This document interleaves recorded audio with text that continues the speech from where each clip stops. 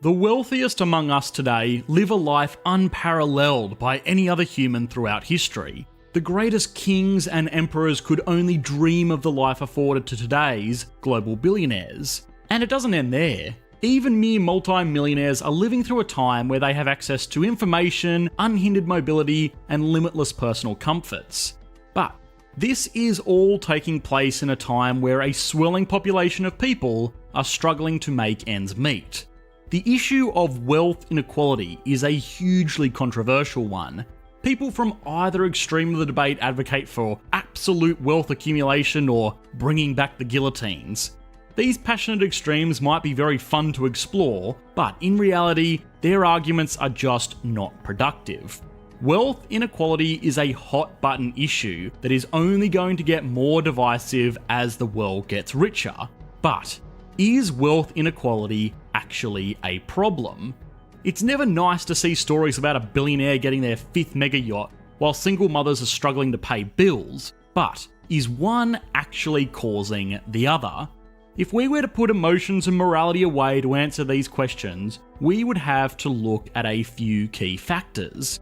Why is the world becoming more unequal? Are there any benefits to wealth inequality? Does the wealthy getting wealthier mean average people are becoming poorer? And what are the drawbacks of wealth inequality? This episode of Economics Explained was made possible by our fans on Patreon. If you would like to gain early access to these videos before they're uploaded to YouTube, as well as participate in exclusive Q&A sessions, please consider supporting our channel on patreon.com/economicsexplained.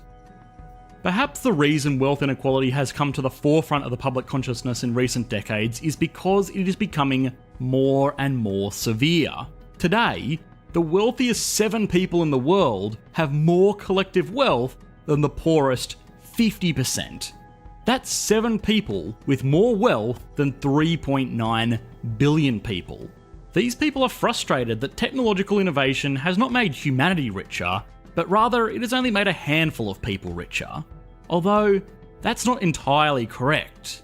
In fact, inequality itself is more just a side effect of prosperity. Imagine a tribe living in a time before the first civilizations took shape.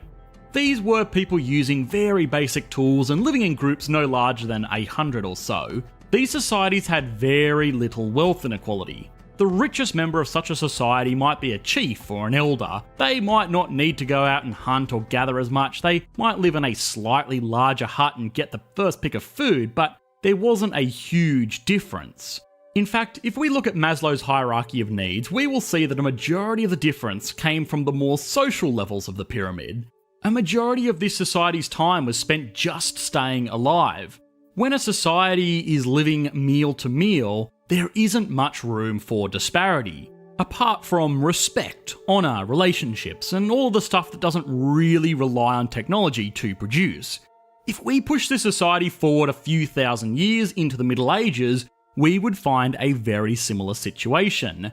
Now there are kings and lords who live in castles and enjoy a regular diet grown by their peasants toiling in the fields. Inequality has grown because there was more room for it to grow. Society had developed from where humans were basically animals in the wild struggling day to day to survive, to basic farmers. This step up in technological prowess gave people like kings and queens and lords the ability to exist. But even the richest and most prosperous king from these times would not hold a candle to the quality of life enjoyed by the average American today. In the modern day, people from developed countries have robust housing with the ability to regulate temperature year-round. They have robotic slaves that do their laundry, and even the bottom dredges of society like grad students have the ability to travel almost anywhere in the world comfortably and quickly. This is of course to say nothing of the miracles in modern medicine or our boundless access to information.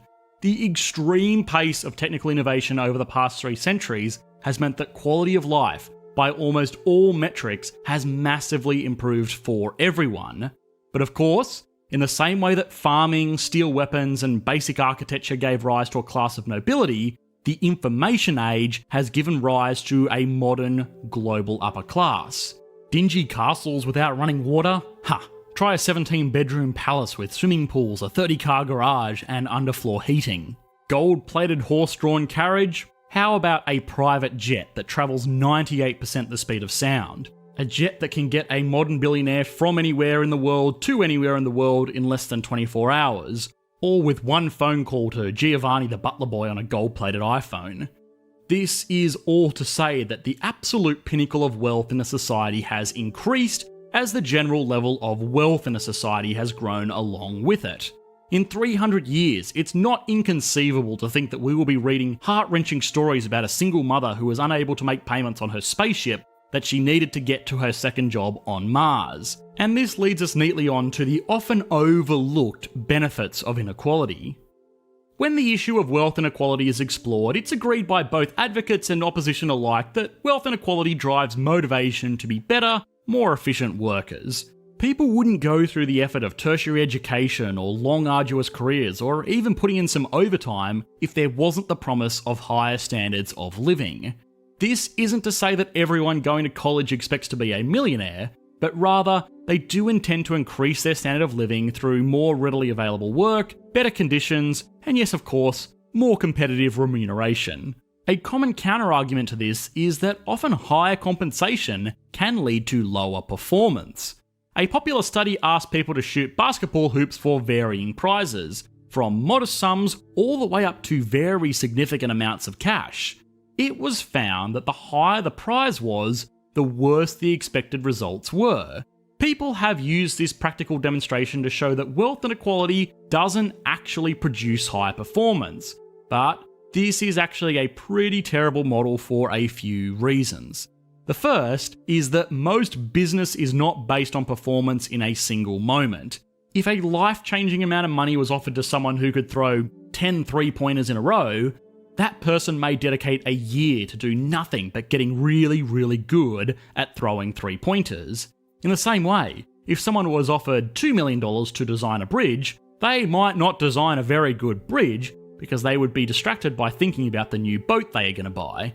But if the role of chief engineer on huge civil projects attracted a seven-figure income, you might find that people go to school for many years to get the technical knowledge they need to perform that task. Huge compensation might not make people's performance better day to day, but it does make people far more motivated to attain the skills they need to perform a role tomorrow. The second flaw in this experiment were that the results were dubious at best. Repeat experiments did not find a strong pattern between higher compensation and poorer performance. Okay, so inequality means that people are motivated. Nothing particularly revolutionary there, but what is often overlooked is some of the more subtle benefits of huge accumulations of wealth. The first steam engines were assembled by wealthy nobles effectively as a hobby. The Renaissance and the resurgence of science that came along with it was fueled by the patronage of wealthy families, and modern spaceflight was something that was only made possible by pooling the collective cash of the wealthiest nations in the world. Steam engines, modern science, spaceflight, and a myriad of other developments have all been hugely beneficial to life in the modern world. None of these technological marvels would have been possible if it weren't for the huge concentration of wealth. The idealistic notion of trickle-down economics has been heavily criticised by most economists to the point that trickle-down is actually a phrase used to discredit economic theories. But perhaps it's not wealth that trickles down in the form of cash, rather it trickles down as technical innovation. By extension, if we were to speculate about the future of humanity, it's not inconceivable to foresee billionaires being the bridge between Earth and Mars, bringing along with it all of the prosperity that would come from being a multi-planet species. Now, wealth driving innovation while simultaneously motivating a more productive workforce is great. And most people don't have any problem with individuals becoming wealthy so long as they didn't get there by pushing others down. There is an increasingly popular narrative that the world's modern billionaires are becoming wealthier by pushing others down into poverty. Graphics like this that show a majority of the United States' wealth being hoarded amongst a few certainly back up this idea. The reality of this is rather unsatisfying though. It depends. There are billionaires today that have genuinely added a huge amount of value to society, and have been rewarded for it. Think of individuals like Bill Gates. Say what you will about his shady business practices, Microsoft has revolutionized the way that we do business. One person with Excel can do the work of 20 bookkeepers with an abacus. The increase in productivity accommodated by this everyday business software has delivered incalculable increases in global efficiency. The same is true for a lot of other innovators. They got rich by sharing in a slice of the value that they added to society. On the other hand, there are individuals that rightfully deserve some criticism. Intermediaries like payday loan companies, gambling institutions, or black market criminals are clearly claiming more money for themselves than what they are contributing to the collective wealth of society. In fact, to enrich themselves, they are actually making society poorer, which is very clearly a negative outcome. This all exists on a spectrum from radical innovators that massively contribute to society and get rewarded for it on one hand, all the way down to the leeches on the other hand. It is easy to categorise every extremely wealthy person as an equally ruthless tyrant, but this anger probably distracts from the real problem here. It's much more important to stop people getting wealthy from leeching off society rather than stopping extreme wealth altogether. All that being said, even if someone becomes wealthy through the most virtuous of means and makes great contributions towards the future of humanity, it doesn't necessarily mean that the wealth they receive from these actions is going to cause a great benefit. If anything else, it can cause a misguided market. Economists will look at people's marginal propensity to consume and save. What this means is that for every extra dollar someone receives, how much will they spend and how much will they save? Average people spend a good majority of the money they make because, well, living is expensive. There are bills to pay and mouths to feed. Extremely wealthy individuals tend to spend a lower portion of their income though. They spend more overall, but less in relative terms because there are only so many cars and planes and bottles of champagne that you can realistically buy. This means that wealthy people accumulate money. The rich get richer, as it were. Most of the time, these wealthy people will try to invest this extra cash into businesses or real estate or whatever else they think will increase in value to make them even wealthier.